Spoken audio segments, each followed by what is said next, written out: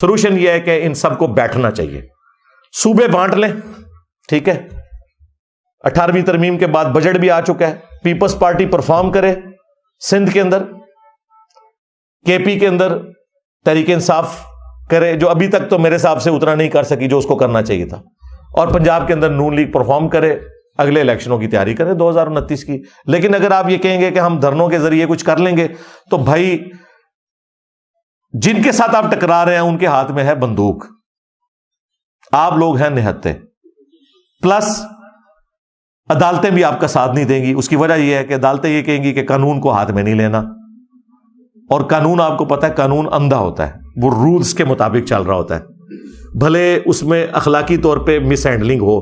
جس طرح یہ بلے کے نشان پہ میں نے پہلے بھی کہا تھا, اخلاقاً یہ فیصلہ غلط ہے, اس طریقے سے ایک جماعت کو باہر نہیں کرنا چاہیے تھا. لیکن قانون ہم اس لیے نہیں کر سکتے کہ وہ قانون کے اعتبار سے جو ان کو اپنے کاغذ پورے کرنے چاہیے تھے وہ انہوں نے نہیں کیے, ٹھیک ہے. تو اخلاق تو پھر صرف آپ کو ترغیب ہی دلا سکتے ہیں, قانوناً تو کسی کا رائٹ ہے, ٹھیک ہے, بٹ وہ ان کے پاس پلی ہے, وہ کہتے ہیں ہم کریں گے, تو لوگ دوسرے مخالفین کہیں گے کہ آپ نے قانون فیصلہ غلط کیا ہے. تو دونوں طرف کی رائے کو سنا کریں, ایک چینل کو نہ دیکھا کریں, سارے چینلز کو دیکھا کریں.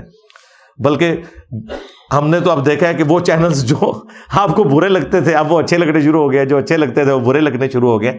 تو اللہ کا شکر ہے کہ میں الحمدللہ اس حوالے سے صحیح ثابت ہوا کہ وہ چینلز, وہ صحافی جو اصولوں کے اوپر کھڑے ہوتے ہیں آج بھی آپ کو اصولوں پہ کھڑے ہوئے نظر آ رہے ہیں.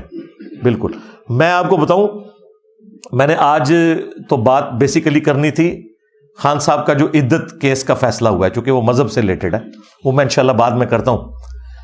یہ میں نے پھر سرسری کہا تھا 2-4 جملے بولوں گا, وہ پھر اللہ تعالیٰ نے دماغ میں باتیں ڈال دی, میں بولتا گیا. بہرحال میں رات کو میں نے پاکستان کے جتنے ٹاپ کے صحافی ہیں انڈیویجول میں نے ان کو فون کر کے یہ سارے مسئلے ڈسکس کیے. جو عمران خان صاحب کے شدید ناقدین صحافی ہیں ان سے بھی میں نے لمبی لمبی گفتگو کی.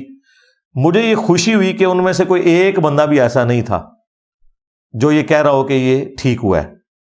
اور اس سے بڑی بات, وہ سب کے سب کہہ رہے تھے کہ گورنمنٹ پی ٹی آئی کو بنانی چاہیے. میں نے کہا جی آپ کہہ رہے ہیں, آپ تو خان کو ہٹلر سمجھتے ہیں. ان کا ہم قانون کے ساتھ کھڑے ہیں, اس نے اکثریت لی ہے, اگر اسے گورنمنٹ بنانی چاہیے. لیکن وہ اس لیے نہیں گورنمنٹ بنا سکتا کہ وہ اکثریت اتنی نہیں ہے کہ جس میں سیٹیں پوری ہوں. اس کے لیے پیپلز پارٹی نون لیگ کو ملانا پڑے گا, اور وہ خان صاحب نے قسم کھائی ہوئی ہے کہ میں نے نہیں ملانا. تو الٹیمیٹلی اگر گورنمنٹ نہیں بن رہی تو اس میں خان صاحب خود بھی شامل ہیں. ہاں, یا بیٹھنے کے لیے تیار ہو جائیں تو ٹھیک ہے, معاملات کو خوش اسلوبی کے ساتھ لے کے چلیں. بہرحال مجھے یہ نظر آ رہا ہے کہ پیپلز پارٹی گورنمنٹ بنائے گی ہمیشہ کی طرح سندھ میں, کے پی میں اللہ کرے کہ پی ٹی آئی کو بنانے دیں. اگر اس کے علاوہ کچھ کیا تو وہ 2 نمبری نہیں ہوگی, کچھ 100 نمبری ہوگی, کیونکہ وہاں تو دوسری طرف کچھ بھی نہیں ہے. اور پنجاب کے اندر ظاہر نون لیگ نے اکثریت حاصل کر لی ہے, پنجاب میں نون لیگ کو بنانی چاہیے. رہ گیا بلوچستان, تو وہاں 50-50 ہے. میرا خیال ہے وہاں پہ چوتھی پارٹی کو موقع دینا چاہیے, مولانا فضل الرحمان صاحب کو, کیونکہ وہاں پہ پیپلز پارٹی نے 11 سیٹیں لی ہیں, 10 لی ہیں نون لیگ نے صوبائی اسمبلی کی, اور 6-7 مولانا فضل الرحمان نے بھی لی ہیں. ٹھیک ہے, وہاں یہ سیکریفائز کریں, ایک صوبہ مولانا فضل الرحمان کے حوالے بھی کریں, انہیں کہیں جی آپ یہاں پرفارم کریں.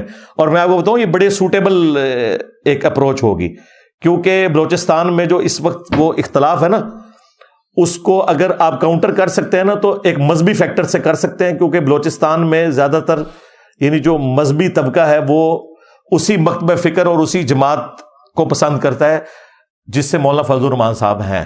تو ٹھیک ہے, ان کو وہاں پہ اکوموڈیٹ کریں تاکہ یہ بھی کہیں دھرنوں پہ اور وہ سازشوں پہ نہ آ جائیں, ورنہ کے پی میں انہوں نے خان صاحب کو آرام نہیں کرنے دینا. تو یہ چاروں صوبے اس طریقے سے بانٹ لیں اور معاملات کو آگے لے کے چلیں. باقی دھرنوں سے, احتجاج سے کچھ بھی نہیں نکلنا. جس طرح 2018 میں کچھ نہیں نکلا تھا نا, جو دولہا تھا وہ دولہا بن گیا. ابھی بھی جو دولہا ہے, خواہ وہ نواز شریف صاحب ہوں یا شہباز شریف صاحب ہوں یا بلاول بھٹو, لیکن یہ بہت دور کی بات ہے, زیادہ تو انہی 2 بڑوں کے چانسز ہیں. انہوں نے دولہا بن جانا ہے, اور جو دولہے بنے ان سے ریکویسٹ یہ ہے کہ وہ اپنے مخالفین کے ساتھ وہ سلوک نہ کریں جو آپ کے مخالفین نے اپنی حکومت میں آپ کے ساتھ کیا تھا. تو یہ ہم پیار محبت سے ایک میسج دینا چاہتے تھے. امید ہے ہمارے بڑوں تک یہ میسج پہنچ گیا ہوگا. اللہم صلی علی محمد وعلی آل محمد واصحاب محمد وازواج محمد وامت محمد اجمعین الی یوم الدین. آمین.